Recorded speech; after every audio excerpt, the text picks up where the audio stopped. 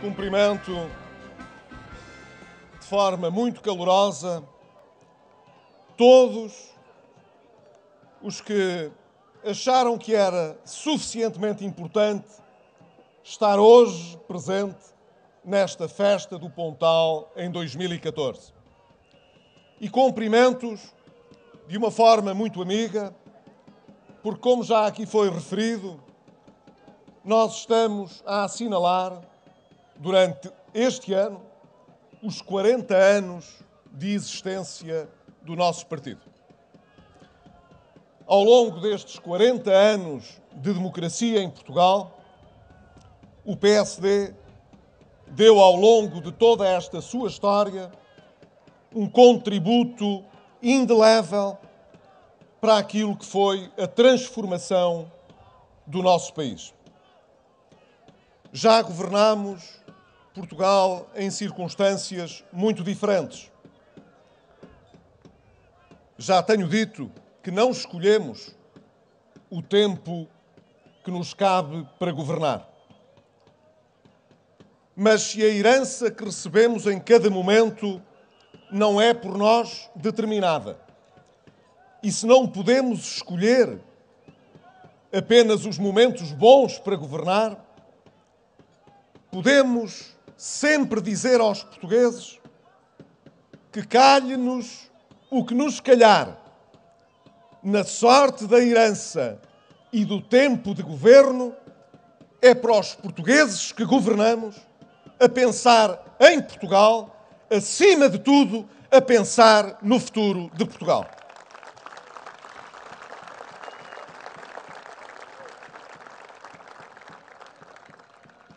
Por essa razão, temos, nestes 3 anos, enfrentado desafios muito fortes. Em 2010, estive aqui presente, justamente a assinalar a nossa festa do Pontal, que durante alguns anos tinha sido interrompida. O Mendes Mota, que aqui está connosco, e que tanto deu ao longo da sua vida também, para poder preservar o simbolismo desta nossa reunião de verão, recordar-se-á que em 2010 nós prometemos aos portugueses e aos militantes do nosso partido que tínhamos um verdadeiro projeto de mudança para Portugal. E temos vindo a executá-lo.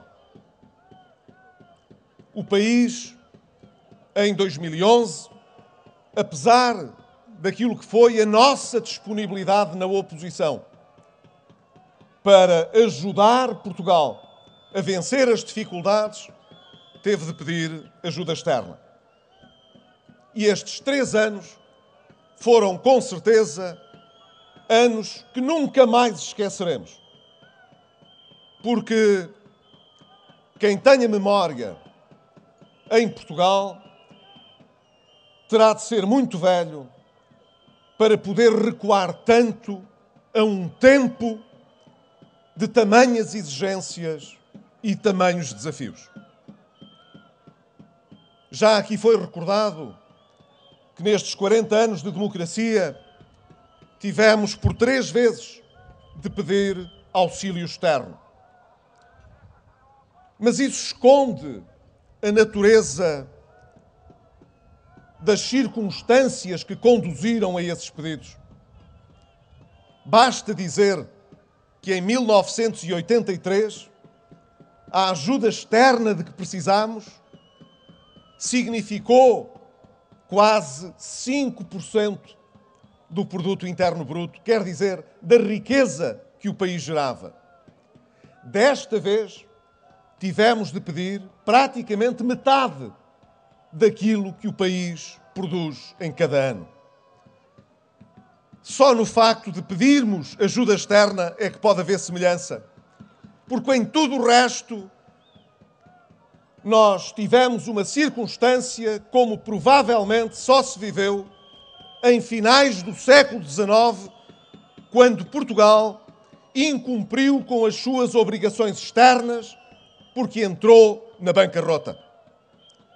E só não entramos na bancarrota em 2011 porque houve uma Europa solidária, uma Europa composta de muitos países, muitos deles mais pobres que Portugal, com subsídios de desemprego que valem muito menos do que os nossos, com um PIB per capita, com uma riqueza por cada cidadão muito menor do que nós temos, com um Estado social menos avançado do que o nosso, onde não há saúde para todos. Foram muitos desses países que nos ajudaram a vencer as dificuldades. Essa Europa solidária enfrentou também a maior crise de que tinha memória desde a Segunda Guerra Mundial. Creio que não é preciso dizer mais para ilustrar o quão excepcional tem sido o tempo que vivemos. Mas vale a pena assinalar que, apesar de sabermos ter vivido um tempo extraordinário, cheio de adversidades e de grandes dificuldades, muitos continuaram em Portugal a pensar, a falar e a viver como se nada disto tivesse acontecido. E mesmo aqueles que têm especiais responsabilidades na situação a que o país foi conduzido a 2011, mesmo esses continuaram com um comportamento como se fossem alheios ao que se passou e como se a desgraça que se abateu sobre o país não tivesse de os afetar. Ouvimos-los pacientemente, como ouvimos agora, durante 3 anos, a reclamar, a exigir, a não mostrar disponibilidade para qualquer sacrifício, mesmo quando a situação era dramática. E nós, em nome dos nossos jovens e do futuro do país, nos tivemos de sacrificar, ainda assim não conseguimos que muita dessa gente percebesse o que estava em causa. Muitos continuam a pensar no Portugal que herdámos em 2011. Mas esse Portugal de 2011, felizmente, já não existe. Deixem-me dizer-lhes que é como água que assinalo que as dificuldades que superamos, que as adversidades que enfrentamos com os portugueses não puderam contar, senão na exceção que confirma a regra, com qualquer apoio, com qualquer ajuda da oposição. A oposição comportou-se em Portugal ao longo destes anos de uma forma que não esteve à altura nem das circunstâncias dramáticas que vivemos, nem do que estava em causa para a vida de cada português. Quando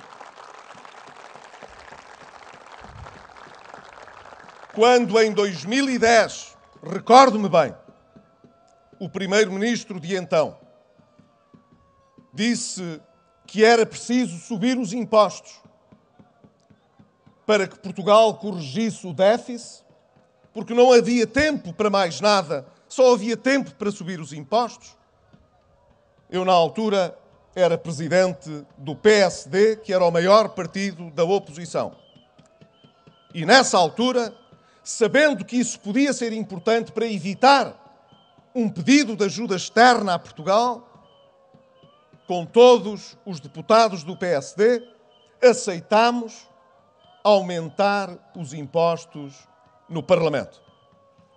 Quem ouça agora aos socialistas dá a impressão que nunca no passado tomaram esta atitude desesperada, quem os ouça agora falar dá a impressão que nunca aumentaram impostos em Portugal. Mas aumentaram-nos.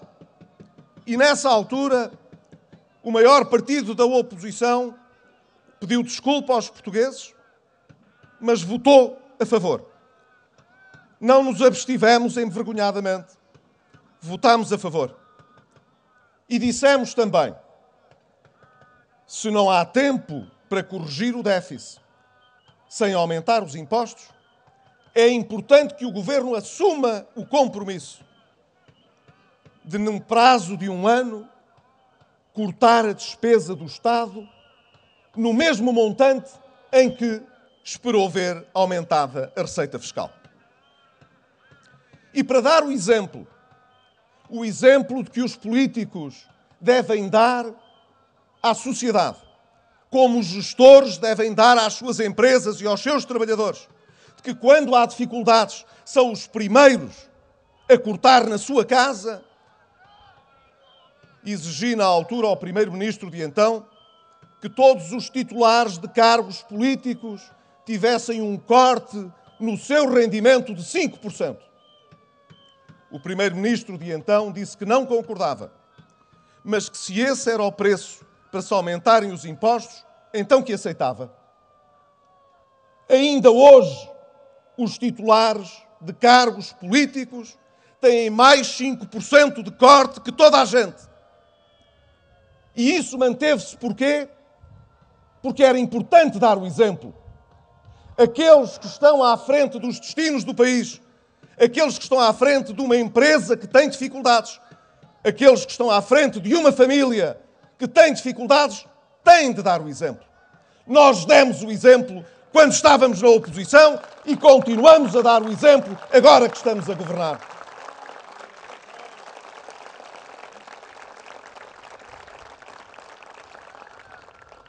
Mas se é verdade que não temos contado, portanto, com a ajuda da oposição, quero dizer que só foi possível vencer estas adversidades ao longo destes 3 anos porque tivemos um povo patriótico e corajoso que soube enfrentar todas as dificuldades, viver com ansiedade cada ano de incerteza jurídico-constitucional, cada ano em que as pessoas não sabiam como seria possível viver no ano seguinte,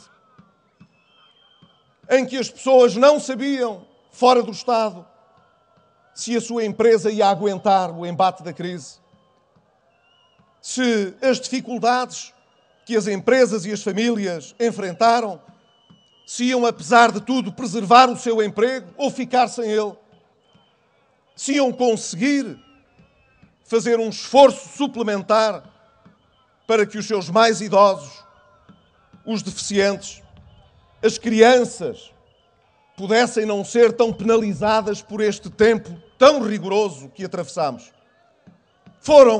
Disse-o aqui há 1 ano, e quero recordá-lo, foram anos como nunca esqueceremos. Mas agora que os portugueses mostraram de que são feitos, que não viram a cara às dificuldades, que não ficam a lamuriar-se com a desgraça que se abateu sobre nós e que sabem construir em cima do que recebemos uma economia nova, uma sociedade diferente.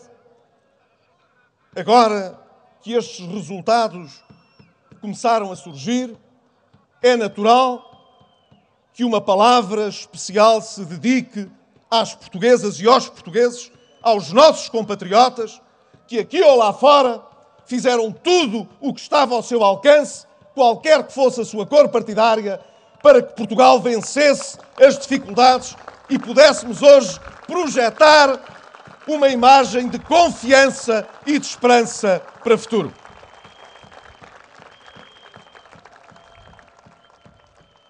Na verdade, hoje sabemos que corrigimos, no essencial, os desequilíbrios profundos que herdámos em 2011. Temos menos de metade do déficit público. Ao fim de 3 anos, invertemos o que era uma tendência de mais de uma década de endividamento da sociedade no seu conjunto. Temos hoje uma balança externa equilibrada, como não tínhamos há mais de 40 anos. Conseguimos reganhar a confiança dos investidores externos e as nossas taxas de juro a 10 anos, a 5, a 3, a 2, a 1 ano comparam já de uma forma extraordinária com as melhores da zona euro. Estamos a convergir gradualmente para um padrão de confiabilidade que promete para o futuro que não teremos de passar pelas mesmas dificuldades que vivemos em 2011. Temos hoje uma economia com um perfil exportador, como tem a generalidade dos países com que nos gostamos de comparar lá fora.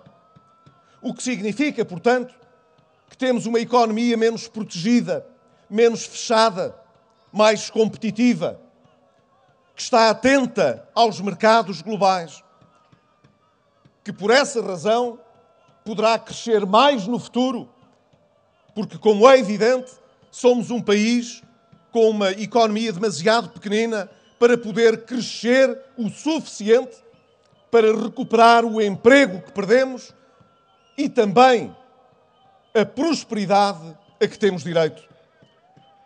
Teremos de nos voltar ainda mais para esses mercados lá fora e mostrar que não há nenhuma razão para que em Portugal se exporte menos, se produza menos ou com menor qualidade do que em qualquer outro país da Europa ou do mundo desenvolvido. Por essa razão também estamos a viver um tempo em que finalmente o crescimento económico se começa a sentir.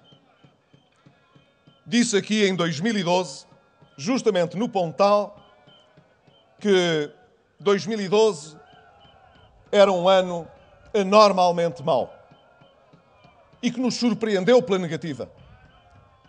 Mas que 2013 seria um ano de estabilização e de inversão, preparando a recuperação económica a partir de 2014.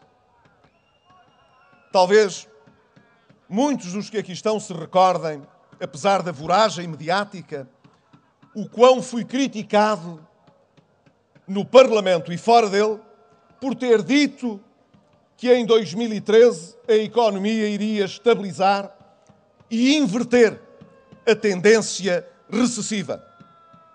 Pois foi isso que o INE nos deu de notícia em véspera do Pontal de 2013.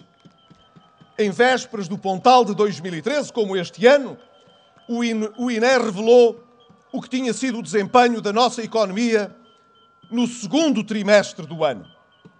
E lá veio a prova. No segundo trimestre de 2013, a economia, pela primeira vez em muitos anos, estava a crescer. E desde então continuou a crescer. Não cresceu ainda aquilo que nós desejamos e que nós precisamos.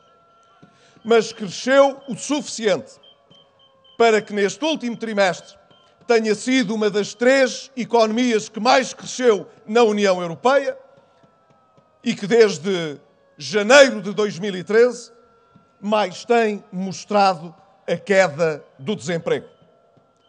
Depois de quase atingirmos 18% de desemprego logo no início de 2013, tudo aponta para que o desemprego esteja a baixar dos 14% em Portugal. O que significa, evidentemente, um esforço de criação de emprego também muito significativo do lado das empresas, do lado da economia.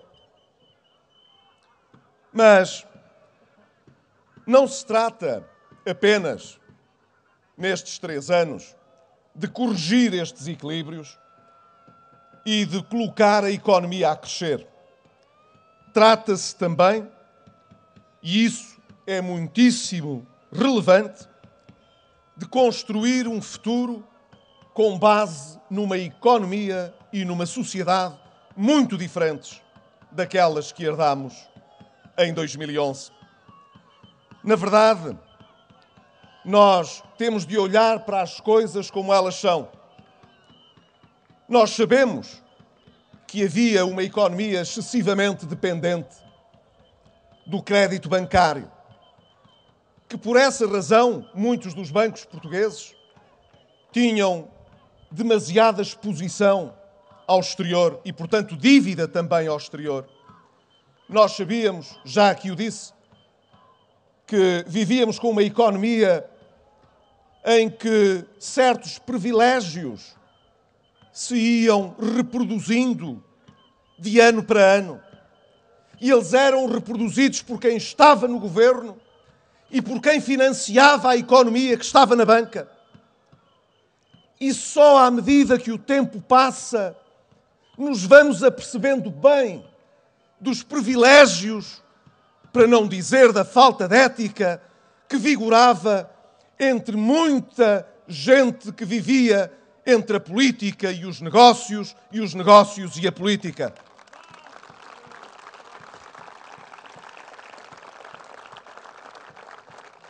Hoje começamos a perceber que, por mais desagradável que seja, por piores notícias que possam parecer algumas das que nos invadem a casa à hora mediática dos telejornais, é melhor saber e enfrentar as más notícias do que varrer para baixo do tapete, fazer de conta e usar o dinheiro dos contribuintes para pagar a falta de ética, de escrúpulo, a excessiva ambição de quem não tinha condições para governar os poderes fáticos que existiram em Portugal durante tantos anos.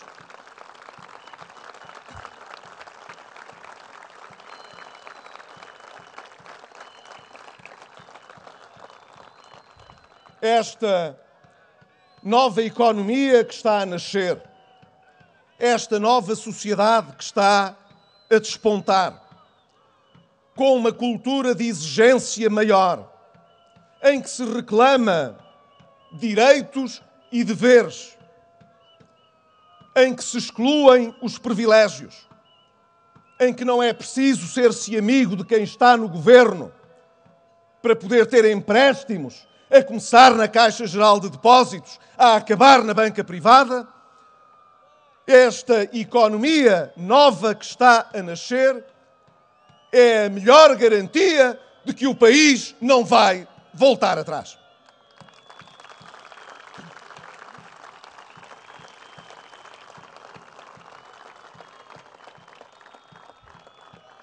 E ainda bem que é assim. Nós podíamos ter conseguido equilibrar as contas, reduzir o déficit e ainda assim, fazer como naquela velha máxima, mexer muito para que tudo fique na mesma. Fazer de conta, ocultar, seria o pior dos enganos. Os portugueses passaram o que passaram, mas merecem hoje saber que o que estamos a fazer consolida em cima de bases que são sólidas.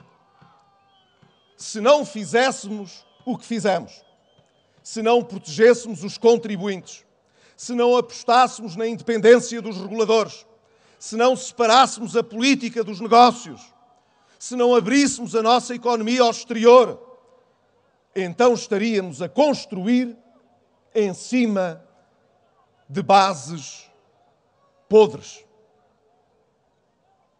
Ninguém constrói um futuro com fracos alicerces ou com alicerces podres. Às vezes é preciso ir mesmo ao fundo dos problemas para edificar uma sociedade mais justa, uma sociedade mais próspera, uma sociedade que esteja ao nível das nossas ambições.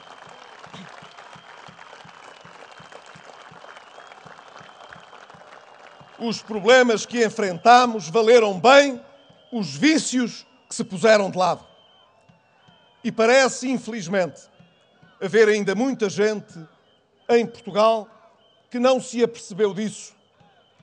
Disse há pouco que há muita gente na oposição que continua ligada a esse passado e que ainda julga, acredita, que talvez umas eleições próximas lhes permitam o regresso ao poder para que tudo possa voltar ao que era de antes. Desiludam-se. Isso não acontecerá. E não acontecerá porque os portugueses não vão deixar.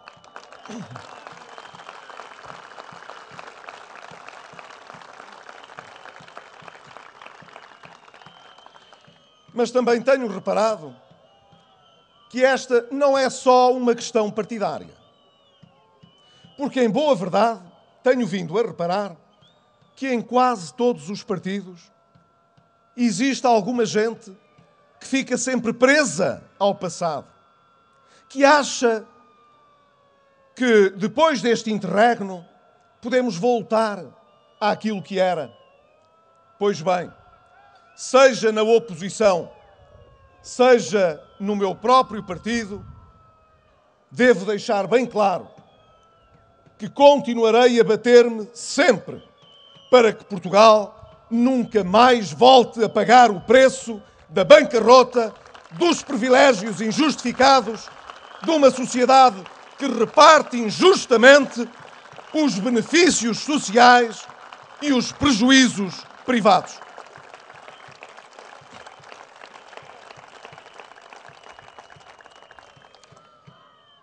Estamos ainda a meio do que precisamos de fazer.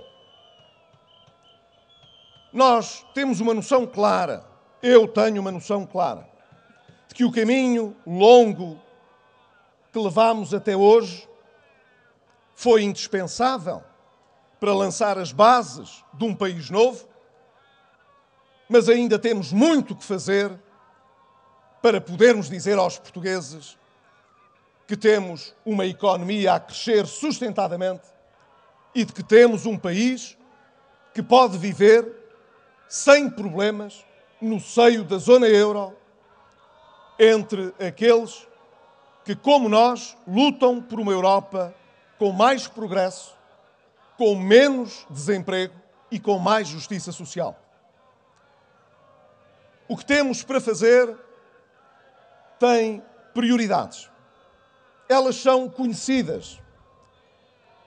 Em muitos casos, trata-se de matéria que não pudemos atacar até hoje com a mesma força que seria necessária em circunstâncias normais.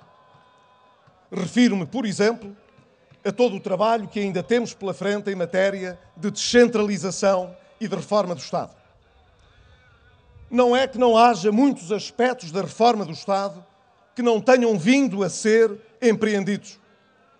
Em bom rigor, quase que não deixámos nenhum setor intocado. Da saúde à educação, à segurança social. Mas também às áreas de Estado, seja nas Forças Armadas e na Defesa Nacional, seja nas Forças de Segurança e, portanto, ao nível da administração interna.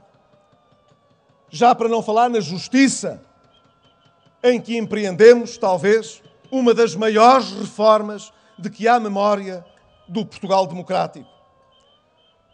Mas nós sabemos que o Estado ainda necessita de muita atenção. Há muitas matérias ainda hoje que não me fazem perder cabelo só a mim, fazem perder cabelo a muitos membros do Governo, a muitas pessoas que vivem na nossa administração e que percebem que vivemos um país ainda com um nível de burocracia que é inimiga do nosso desenvolvimento. Há matérias que já não se justifica estejam à mercê dos ministros ou dos secretários de Estado. Há muitas matérias que precisam rapidamente de passar para as autarquias locais ou para as comunidades intermunicipais, ou para as comunidades urbanas.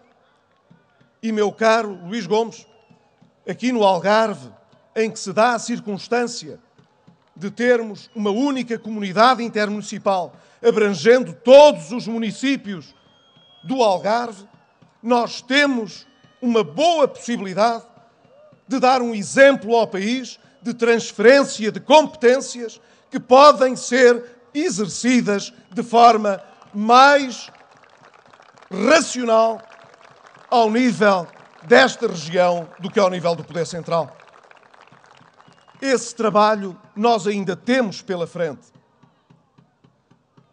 O Marco António Costa referiu aqui as questões da natalidade, as questões da deficiência, que são aspectos críticos, um para o futuro, que é a natalidade, e o outro daquilo que, a par da agenda da criança, significa as preocupações de equidade com o presente, sobretudo junto daqueles que têm menos possibilidades de se defender. Mas há uma questão que permanece e que nós não conseguimos resolver. Não é que não tenhamos feito tudo para a poder resolver, mas não conseguimos. Chama-se sustentabilidade da segurança social. Tenho procurado sempre falar aos portugueses de uma forma tão clara e aberta quanto possível. Nós temos um problema de sustentabilidade na segurança social. E esse problema não é um problema do governo, é um problema do país. Os governos têm a obrigação de garantir a sustentabilidade da segurança social. E nós, sabendo que ela não é sustentável, não é só porque atravessamos um grave problema de finanças públicas. É porque aquilo que é preciso pagar no âmbito da segurança social não tem correspondência com a receita que a segurança social consegue arrecadar. E isto é um problema. Se o não resolvermos, o que estará em causa, num futuro não muito distante, é a capacidade do Estado para assegurar as pensões daqueles que as precisam de receber. A mim parece-me ser um problema grave.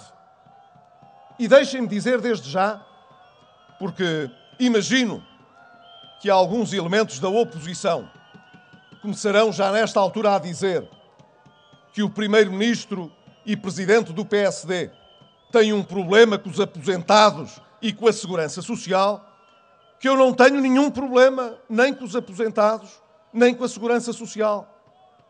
Mas o país tem. O que é que nós tentamos fazer para resolver este problema?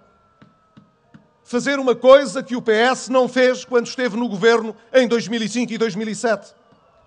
Em 2005 e 2007, o PS julgou ter resolvido este problema desta maneira, dizendo que os ativos de hoje continuariam a pagar as pensões que são pagas, mas que só iriam receber aproximadamente metade do valor das pensões que hoje são pagas. Esta foi a reforma que os socialistas fizeram. Disseram assim: os que pagam hoje vão receber metade no futuro. Mas como o futuro demora muito tempo e aqueles que ainda estão a fazer os seus descontos demorarão muito tempo até se aperceberem as fracas pensões que vão receber, assim até lá a gente vai pagando as atuais. Mas o problema é que isso não é uma verdadeira reforma da segurança social, como ficou provado. O que é que nós tentamos fazer então? Várias coisas. Seguindo, aliás, orientações definidas por quem tem a capacidade de interpretar a justeza constitucional das leis. Aumentámos a idade da reforma. Conseguimos propor que uma parte da receita da segurança social pudesse advir de um pequeno aumento da TSU e de um pequeno aumento do IVA. Propusemos fazer a convergência das pensões do setor público para o regime geral da Segurança Social no futuro. Quer dizer, apresentámos uma reforma bastante lata, de compromisso, em que aqueles que estão aposentados perderiam uma pequena parte da sua pensão e aqueles que não são pensionistas pagariam a outra parte, entre aqueles que vivem hoje e aqueles que vão viver no futuro. Há quem diga que isto não é uma verdadeira reforma. Há quem pense que só há verdadeiras reformas se não mexermos nos direitos adquiridos, apenas naqueles que estão em formação. Quer dizer, só os jovens e os que estão hoje a começar a sua vida é que podem perder direitos, os outros não podem. Os outros não podem. É uma estranha forma de ver a equidade. É uma estranha forma de ver a solidariedade. Mas que seja assim. Eu quero aqui garantir que, como Primeiro-Ministro, não farei rigorosamente mais nenhuma proposta para reformar a segurança social até às eleições de 2015. Os pensionistas deste país não merecem que todos os anos se esteja a tentar fazer o que os outros não deixam ou consentem que se faça.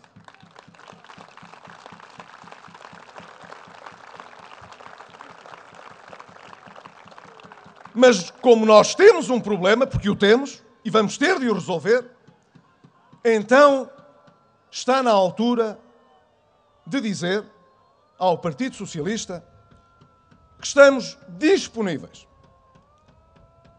antes das eleições, para firmar uma reforma da segurança social que tenha o contributo do Partido Socialista. Dado que este é um problema nacional, o Sr. Presidente da República tem repetidas vezes apelado para que os partidos do arco da governação se possam entender sobre questões importantes para o futuro. Pois bem, esta é seguramente uma das questões mais importantes para o futuro. Tenho a certeza de que o Partido Socialista, no meio da sua disputa interna que respeitamos, há de encontrar tempo, oportunidade, para dizer ao país o que pensa sobre a reforma da segurança social. E se está interessado em governar depois de 2015, aqui fica a nossa proposta séria. Ganhe quem ganhar as eleições. A seguir a 2015, faremos a reforma da segurança social que pudermos acordar daqui até às eleições.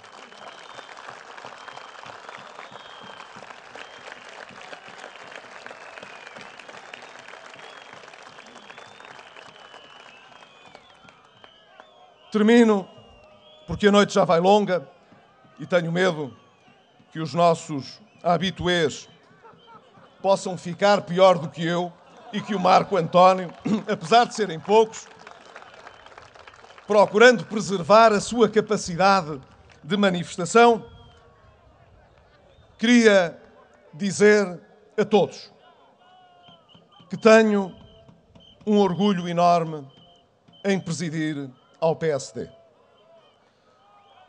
Foi aqui dito pelo presidente da JSD do Algarve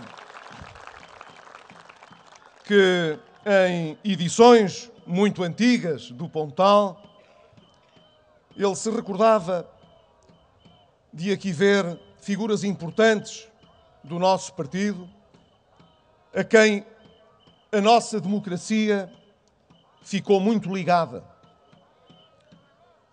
O PSD tem sido, ao longo destes anos, mas também ao longo destes 3 anos, um símbolo de estabilidade,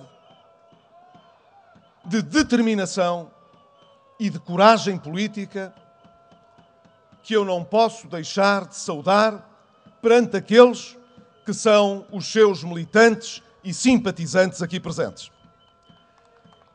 O nosso partido tem conseguido ao longo dos anos, apesar das dificuldades, como os portugueses e as portuguesas, separar o acessório do essencial e estar sempre onde é necessário a fazer o que é preciso, dê isso votos ou não dê.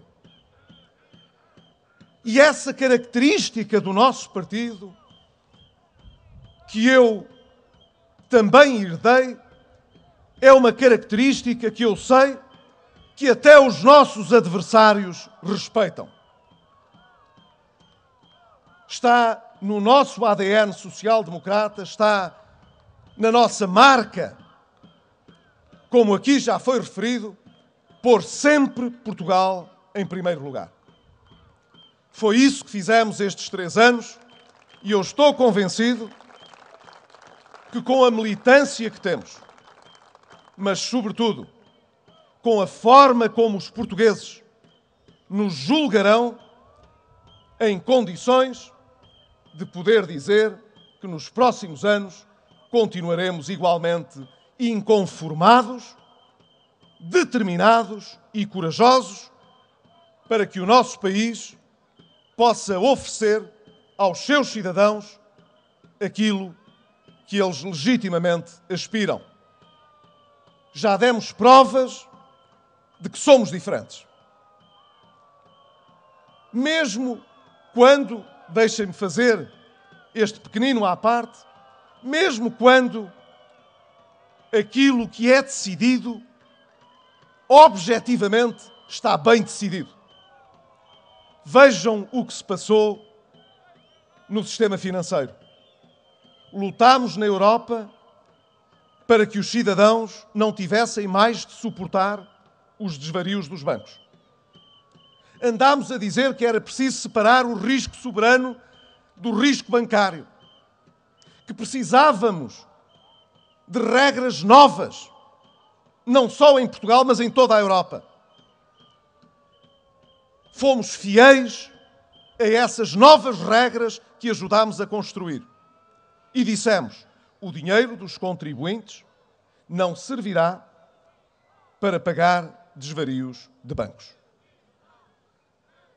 Ainda assim, aqueles que disseram que a Europa estava mal, que em Portugal está tudo mal e que o governo está do lado errado da história, nem aqui conseguiram outra coisa que não fosse inventar qualquer pormenor que pudesse dizer assim ficámos pior. Apetece dizer, devíamos estar melhor com a maneira como lidaram com o BPN e como lidaram com os outros bancos no passado. Nessa altura estávamos melhor.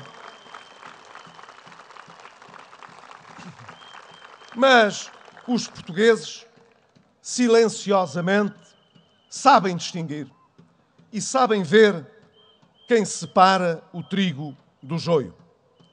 Nós separamos. Vamos continuar a separar. Mesmo com as eleições, vamos continuar a separar o trigo do joio. Não merece ganhar as eleições quem as quer ganhar.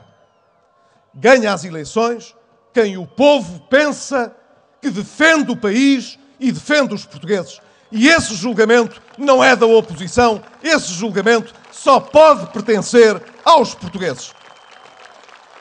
E com eles falaremos ao longo de todo este ano e cá estaremos no Pontal de 2015 para dizer aos portugueses que nos apresentaremos a essas eleições de cara lavada, com as nossas costas bem direitas, porque fizemos o que tinha de ser feito e continuaremos a fazer o que Portugal precisa. Viva Portugal! Viva Portugal! PSD! PSD! PSD!